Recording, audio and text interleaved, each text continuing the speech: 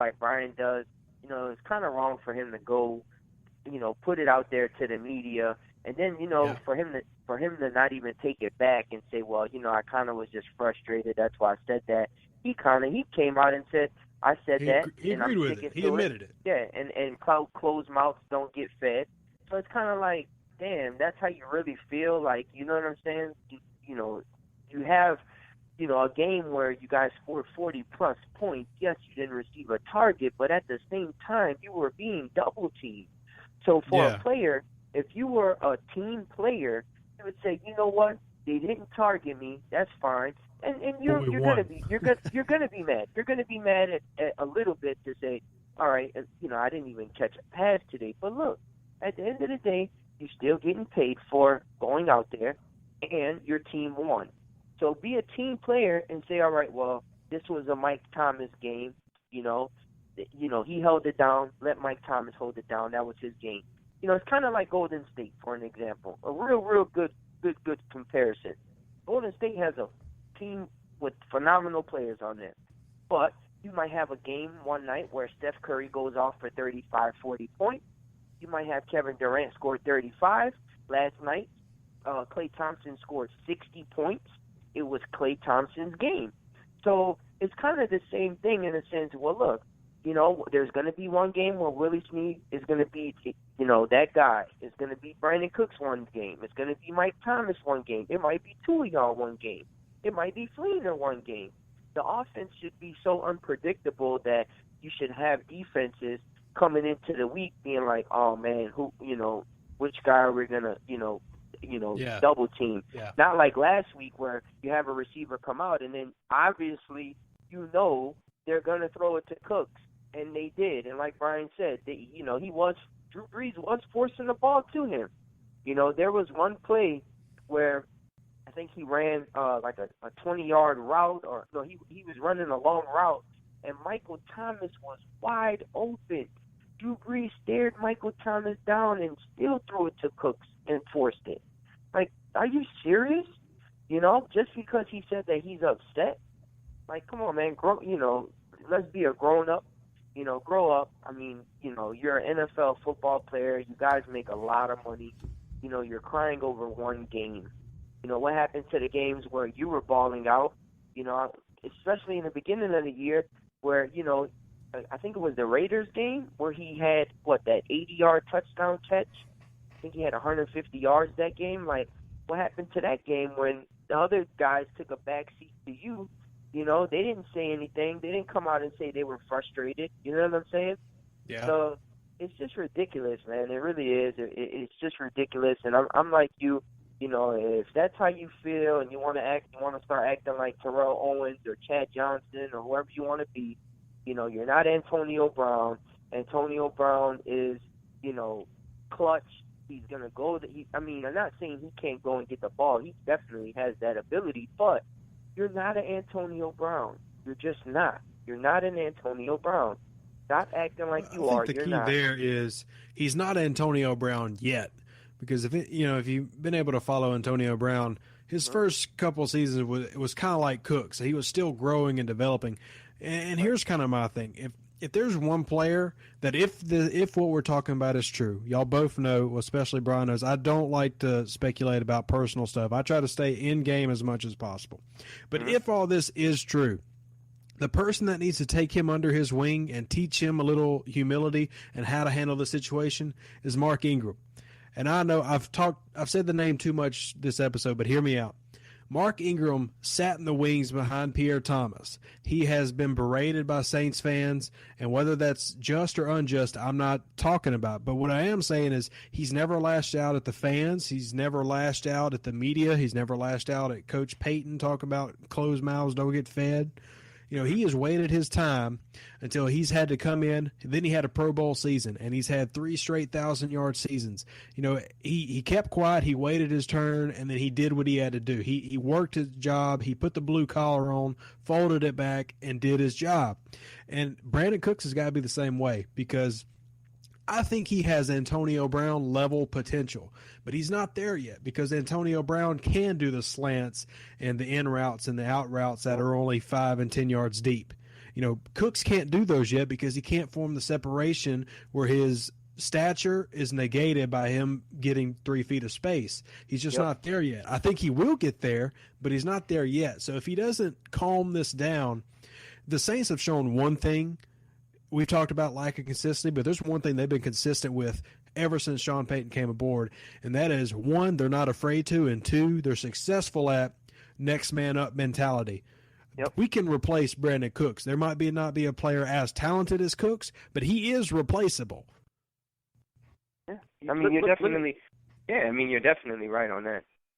Let me step in real quick and say this. I'm not sure if you guys saw it or not, but Mike Thomas tweeted a picture that said squad goals. And in that picture is the picture of Marcus Colston, Mike Thomas, Willie Snead, Brandon Coleman, and Brandon Cooks.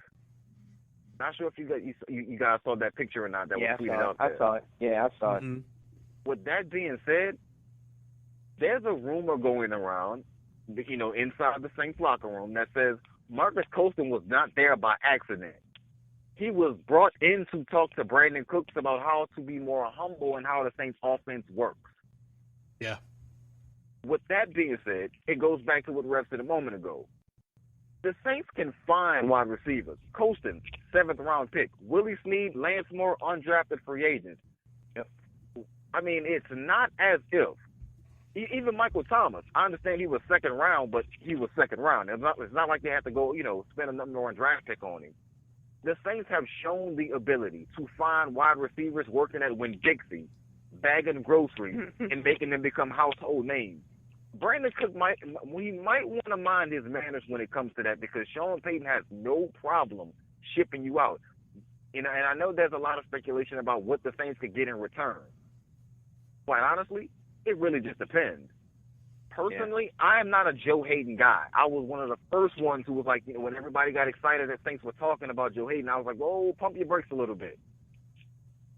Yeah, he's been getting eaten up. He's been getting eaten up this year. He's been getting eaten up. I can definitely see the Saints making a move, something similar to that, but not because of Joe Hayden, but because Cleveland has enough to get rid of Joe Hayden and give the Saints a draft pick for Cook. So, in my opinion, what I'm looking at is simply the idea that Brandon Cooks could be very much trade bait, and the Saints wouldn't blink to miss him at all. Brian, but the thing about it, you're right, and then the thing about it is too, you're on a team which you have, a quarterback in Drew Brees, you have other offensive weapons. The thing about it is just in that scenario, for an example, let's take that scenario you just threw out. Let's say that the Saints call up Cleveland and say, hey, look, we want one of your, your first 2 picks, or whatever the case may be. We want your 2nd round pick. We'll trade you guys Brandon Cooks. You give us Joe Hayden, or whatever, and then something else. Just say money consideration. Just for an example, okay? Yeah. So if that was to happen, right? You're gonna have Brandon Cooks still come out and say something, because the thing about it is this.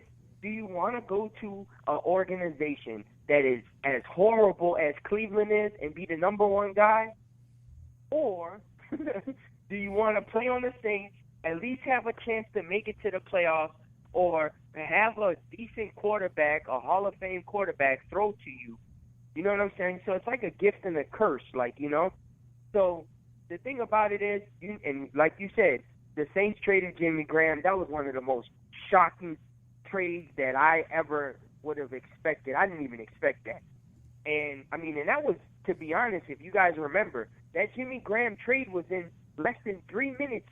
3 minutes after free agency started. 3 minutes. So the Saints can do whatever they want. They can trade him. They can do whatever they want. But the thing about it is, look, hush your mouth. If you want to be a number 1 receiver, and you want to act like you're a number 1 receiver, and you want to go to a bad team, and by all means go to that team and do what you got to do.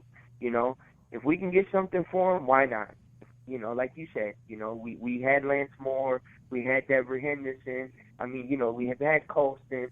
We've had a lot of good receivers in the past, to where they know what they're looking for in a receiver. But with him, and I follow him on Snapchat. He follows me on Snapchat, And, you know, I get it. I mean, I understand some of the frustration because he was, like, this off season, he was really training hard. You know, he was working out in San Diego with San Diego Chargers cornerback Jason Verrett. They were really they were on the beach running routes in the sand and just doing a bunch of stuff. Mm-hmm. So obviously, I mean, he was preparing for the season. His preparation definitely is there. But, I mean, I understand he's kind of frustrated. But it was just one game. One game out of 16. Like, calm down. Like Aaron Rodgers says, relax. You know? But I don't know. I'm disappointed with him, to be honest with you guys. Me personally, him being the guy who comes out and always talking about God and you know, putting you know, the cross and this stuff and the arrow on his cleats last week and just doing a bunch of stuff. You know, you would kind of think you would kind of want a guy to be more humble, especially if you have those type of beliefs and you're that strong about them.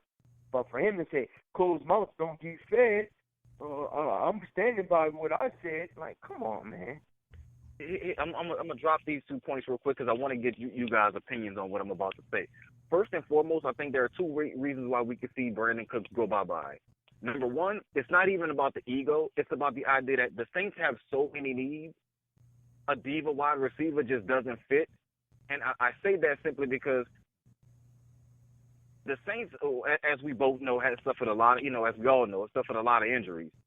Yeah. But what I'm going to ask you guys, and this is going to be my first part of my little deal here, is that what's the biggest, if you had to rank the Saints' needs, off-season needs in order, where would you go? Because I know we need a pass rushing DN, linebackers, and you know, pass rushing DN linebackers. They need O-line help, which when I say that, you need a right guard and a right tackle because we, you know, Jari Evans and Zach Street, they can't play forever. Yep. As well as cornerback is a much-needed position for the Saints.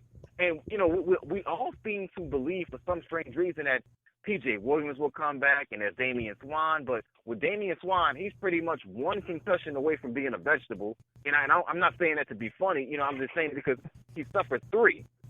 Right. And now he missed this season as well. And with P.J. Williams, Sean Payton said it was the worst concussion he'd ever seen in the history of him being in sports. That's a major thing to say about somebody. From what I've heard, you know, via speculation, PJ had to have a defibrillator, and there was some rumors of internal bleeding as well. That's a little bit crazy. So I'm going to ask you guys, the first part will be, where do you rank the Saints' off-season needs? And secondly, I'm going to say this. Do not rule out wide receiver being one of those needs because I have on very good source that tells me the Saints are in love with the wide receiver from Oklahoma, Dede Westbrook. They are in love with that guy. So it would not shock me to see them make a trade to try to get in position to, you know, not only get a defensive player, but also get an offensive player this coming draft. I mean, if you want, I can go first. I mean, just looking at it, I think that obviously pass rusher is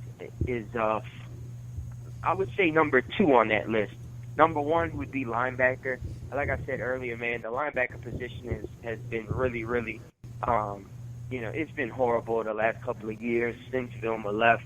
And, you know, at the end of the day, you have to generate a pass rush. You have to get a pass rusher in here who's going to come in and do what's needed. The thing about the Saints is that, and you guys know this, you know, every single year, you know, if they need an offensive lineman or they need a pass rusher or they need somebody like that, all the needs that they have, they usually try to fill them before the draft comes along.